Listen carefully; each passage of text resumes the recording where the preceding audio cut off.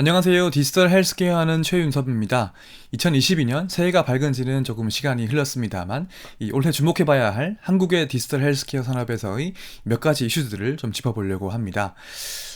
디지털 헬스케어는 기존에도 이 미래 가치를 인정받는 분야이긴 했습니다만, 잘 아시다시피 코로나19 팬데믹을 거치면서 단숨에 메인스트림 산업의 지위에 오르게 되었습니다.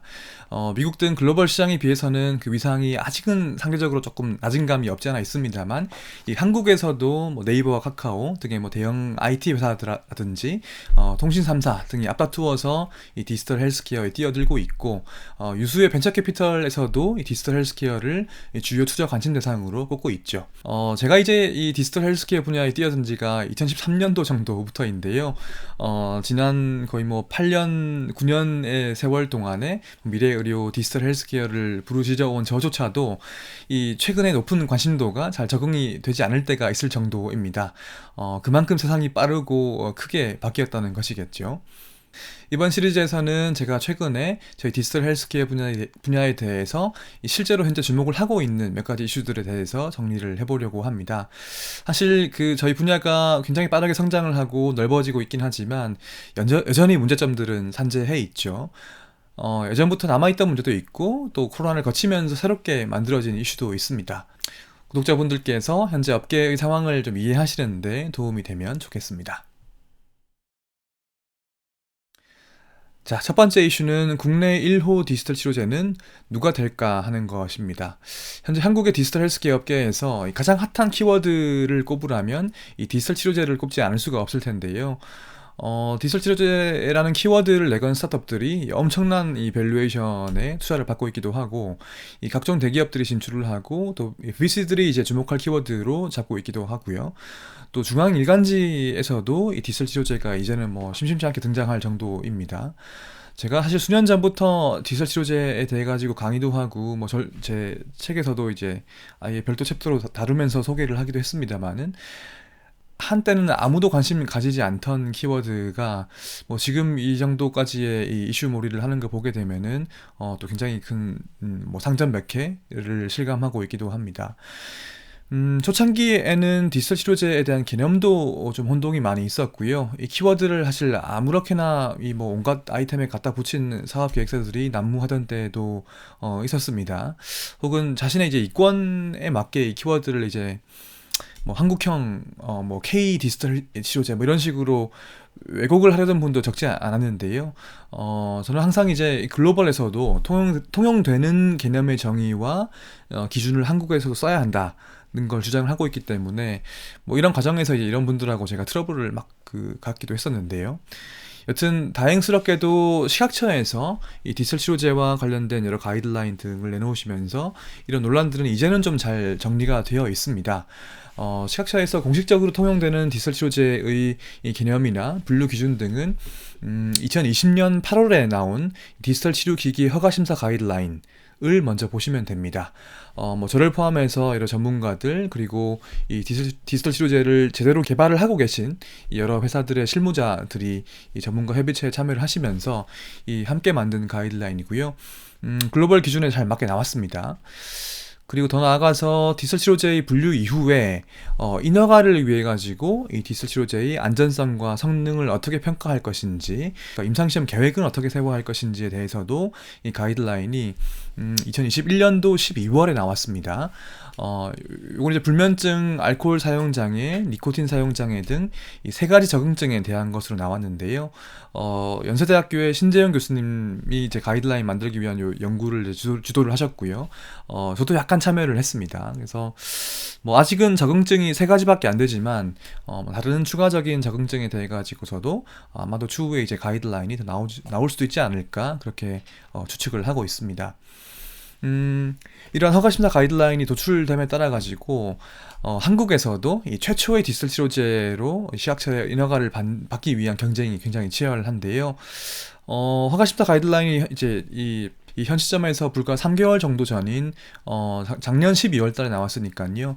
당연하게도 아직 1호 디지털 치료제는 아직 나오지 않았습니다. 제가 알기로 현재 확정 임상 중인 이 디지털 치료제는 이 웰트의 필로우 RX하고 에임메드의 솜즈, 이 라이프 시멘틱스의 레드필 숨튼, 그리고 뉴nep스의 뉴nep비전, 그리고 이 하이의 앵자이렉스 등이 있습니다. 보도에 따라 가지고 이 확정 임상 중인 회사가 더 있다고 하는 경우도 있긴 한데요.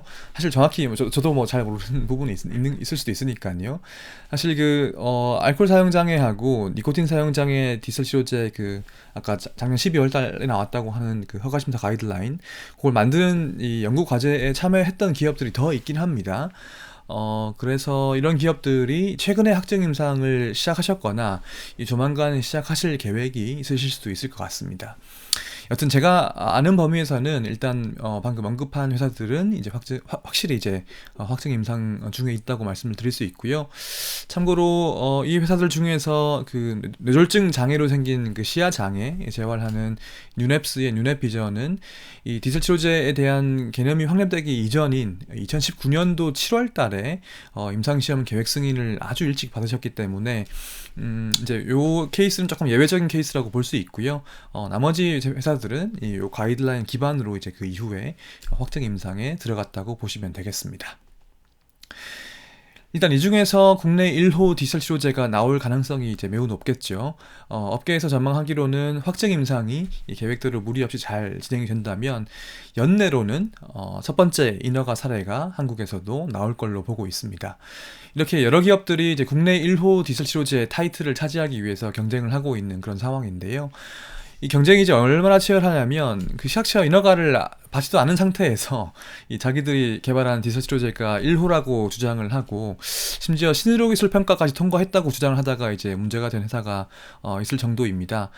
이게 사실은 업계에서 공공연한 이제 소식이었었고 이미 기사도 났기 때문에 이제 아마 아시는 분이 계시겠습니다만은 이 회사는 아마 의료법 위반으로 처분을 받게 될 것으로 이제 보입니다.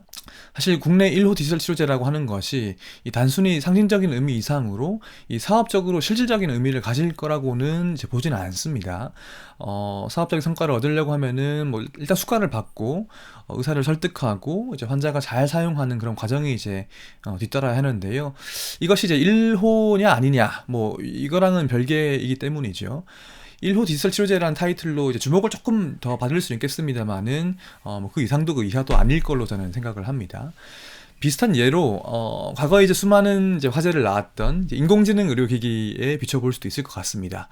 잘 아시는 이제 뷰노의 골연령 판독 보조 인공지능이 이제 국내 1호 인허가의 타이틀을 이제 거머쥐었지만 이게 이제 사업적 성과로 직결된 것은 아니었죠. 이제 이런 인공지능들은 이제 여러 병원에 도입이 되긴 했습니다만은 그게 단순히 이제 1호 인허가였기 때문에 도입이 됐다 이렇게 보기는 이제 어렵습니다. 이 개인적인 추측이지만 지금처럼 1호에 대한 경쟁이 너무 과열되면 식약처도 되게 부담스러우실 것 같아요. 그래서 제 생각에는 아예 그냥 발표 타이밍을 맞춰가지고 여러 디젤 치료제를 이제 한날 한시에 한꺼번에 다 이 인허가를 해버릴 수도 있지 않을까 합니다. 그렇게 되면 이제 1호가 누구냐 이런 얘기는 나오지 않을 수 있으니까요. 이건 전적으로 제 뇌피셜입니다. 그리고 곧바로 별개의 이슈로 제가 다루려고 합니다만 이 산업적으로 중요한 것은 실제 인허가보다는 결국에는 수가죠, 수가. 그래서 지금까지 복지부와 심평원에서도 이 디젤 치료제 관련해가지고 수가를 고민하지 않은 것은 아니었습니다만 만약에 연내로 이제 식약처에서 이 첫 번째 디젤 치료제 인허가 케이스가 나오게 되면 이 관련한 신의료기술 평가나 이 급여 기준에 대해 가지고서도 고민이 본격화될 것으로 생각을 합니다.